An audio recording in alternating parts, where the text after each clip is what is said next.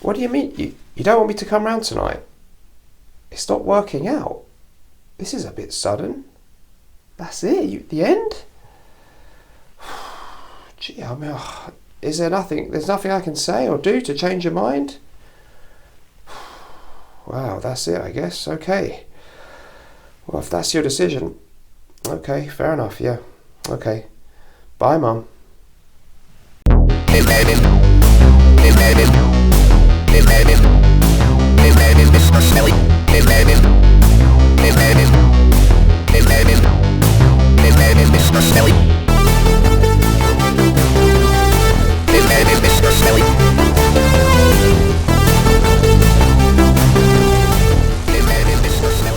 Hello everyone, welcome back Smelly Army. So today we're going to be having a look at my top 5 fragrance purchases of this year 2018 so far. I've bought a few things so far and these are my favourites. One that's not quite making the list is the one from the last video but one, Animal Sport. Just okay to me so far, a bit boring, fresh, nice enough. It's quite nice, but it's just a sort of 6.5 out of 10 for me, and it doesn't smell enough like Creed Jardin d'Amalfi for me to get very excited about it. So people claimed that it did, but maybe a bit, but not that much. It's okay, but didn't make my list. Let's get into the ones that do. So first of all, we're going to be having a look at Habit Rouge Eau de Toilette, the classic from Guerlain from the mid-60s, I think 1965. I should have had this, way earlier in my fragrance journey, but I finally got a bottle. Often smelled it in the shops and enjoyed it, but never quite enough to buy it. But definitely now, what was I thinking? Why didn't I get this ages ago? Brilliant, a definitive male oriental style fragrance, which means it has vanilla and some other stuff in it. The great thing about this one is it's got a really, really nice citrus element. It's a really great citrus opening. It's got basil, giving it this nice kind of herbal, it's a bitter kind of twist in this one. There's labdanum in there. And in the base, the vanilla and the benzoin mixing with the sandalwood to give it this exotic oriental overall, well, a twist of orientalism or exoticism, maybe you can say. What it just comes out overall as is a really, really great masculine classic scent. Lovely mixture of the sweet with the fresh with the bitter, perfectly balanced and executed by the masterful house of Guerlain with their famous Guerlainade, this kind of base that's in a lot of their perfumes, and you get some of that in this mixture of sweetness with citrus and a certain bitterness also in there, and a kind of almost powdery feel I find with this one as well. Lovely, lovely classic fragrance, mixing a sort of citrus cologne freshness with a more sweet exotic undertone that makes it rather compelling. It's also got some leather in there, leaning the name Habit Rouge refers to the red coats worn by equestrian horse rider type people or hunters. The performance on Habit Rouge is good, it lasts really well, it never projects massively, it's not a beast, it's nice, elegant, decent performance, appropriate for the kind of scent it is, lasts well. So very, very classy, elegant fragrance, beautiful balance of sweet with freshness. Loving that one so far. Great prices. I think it was about £25 for my 50ml, and you can get even better value for 100ml. Next up then, something completely different. I'm really excited about this one too. Tonka from Laboratory Perfumes. This one, 100ml, was £60, and some of the notes in this one include mandarin and pink pepper, tonka bean in the base, and the company says that gives it a vanilla stroke tobacco kind of smell. And they also say there are woodland aromatics in it, whatever those may be. Definitely woody. It's got a nice heavy amount of sweetness in it. It's quite rich and pungent. I think there must be some patchouli. I think I smell patchouli, and it reminds me a bit of some powerhouse fragrances from the 70s and 80s.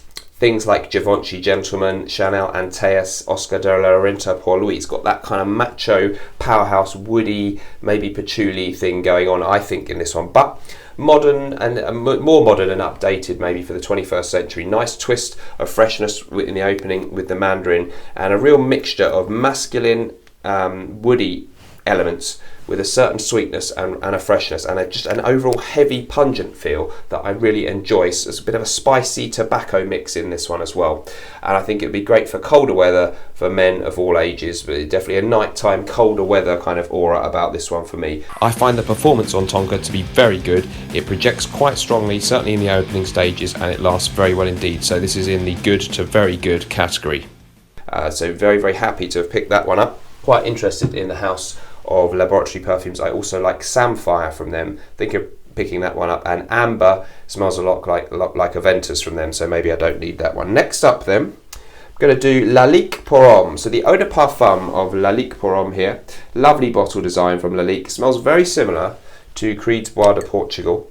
Again, it's got the usual citrus bergamot stuff in the opening. There's sandalwood and lavender in this one, and a bit more vanilla to me than Creed's Bois de Portugal. So it's got this old school, dusty, woody lavender mixture, almost a barbershop kind of smell, but a little bit more to it than just a barbershop scent. And in the case of this one, a bit of added sweetness, reminding me slightly actually of Boucheron Jaille Pour Homme, and even a little bit reminiscent of Habit Rouge. Could reach for them maybe in the same mood. A mixture of a nice freshness, kind of dusty, woody, old school, classy air about this one, and a certain sweetness, I think, more sweet than Bois de Portugal, a little bit more light and airy, so more appropriate for day-to-day use than the somewhat potentially oppressive and quite powerful and pungent Bois de Portugal by Creed. Really liking having that one in my rotation at the moment. The performance on Lalique Pour Homme is very good in terms of longevity, and just good in terms of projection. Quite nice projection, but not huge. Longevity I'm finding very good so far. And again, the price really good. I think it was like £32 or something for 100ml, 125ml Eau de Parfum. Really good fragrance. Now then, next up, it's going to be Bentley for Men Absolute. I've talked about Bentley Intense before. This is the Absolute for Men from Bentley. Supposed to smell very similar to Gucci Pour Homme Numero Uno, the one that's very hard to find and very expensive if you can. This is a dry, spicy, woody, slightly exotic and very mysterious kind of smelling scent, but I really like it. People talk about pencil shavings as being something they smell, and I can get that. I think it smells like there should be vetiver in it, but it's not listed as a note. Definitely a kind of woody, ashy feel. The pink pepper just giving it a hint of sweetness and maybe a little bit of a zingy freshness, but it's not citrus freshness. It's a sort of woody, masculine, fresh feel with this one. And there's incense and oud, so there's just this hint of the exotic about it. It's one of those fragrances with oud that doesn't have a prominent load of oud. It reminds me actually, in that respect, of Creed's Royal Oud, and indeed in the smell itself I'm reminded a little bit, there's a similarity for me with Creed's Royal Oud and this one. The performance on Bentley Absolute, again, it's a good performer. I'd say it's a strong, good to very good. No poor performers in this list, but of course that's part of why I like them. Nice, spicy, masculine, sort of fresh in a woody kind of way scent. Very interesting and different to any other sort of designer stuff from the main companies that you can find on your shelves these days. So well worth checking out, but of course might have to be a blind buy if you're not lucky enough to be able to get a sample. But the price pretty good for just 30 something pounds for 100ml. So really enjoying that one. More coming on that one. I'll put it in a full review or in other videos soon, I'm sure. So already I think I've done 4, and the last one was Brut from Fabergé, the Special Reserve version. Apparently this smells closer to the original juice than other ones out there. You can get a really cheap aftershave splash, which I have. This one seems a bit richer and more to it than that. Made in America, this version's Brut Special Reserve. The iconic bottle, something I've always wanted in my collection. Love that glass bottle, not one of the cheap plastic bottles that some Brut versions come in. And it's got a great note listing, a lot of the classic typical stuff you expect: lavender, oak moss, it's got geranium, it's got some florals that you get in these barbershop kind of fougere scents. And it's really impressed me actually. It's right up there, smells quite similar to Yves Saint Laurent's Rive Gauche Pour Homme. A nice mossy, lavender based, little bit of sweetness. It's got anise also listed in the notes, which perhaps that's why I was so reminded of Rive Gauche Pour Homme. Is it as good as that? Well, perhaps not quite, but it's really quite a nice, interesting fragrance that I'm enjoying a lot. The performance on this Brut Special Reserve cologne is really good, I think. It lasts well, it's quite strong, it's quite a powerful scent actually, so I'd put it in the good to very good category. Surprising, as it's labelled a cologne. So Brut Special Reserve, if you can get the Special Reserve cologne, I'd recommend that one if you fancy a bit of the old macho mid-60s vibe that you get from Brut. Not to be sniffed at or laughed at, Brut. There's if you get the right version, like this one, I think it's a really good fragrance. Stands up right next to designer fragrances and even some niche ones.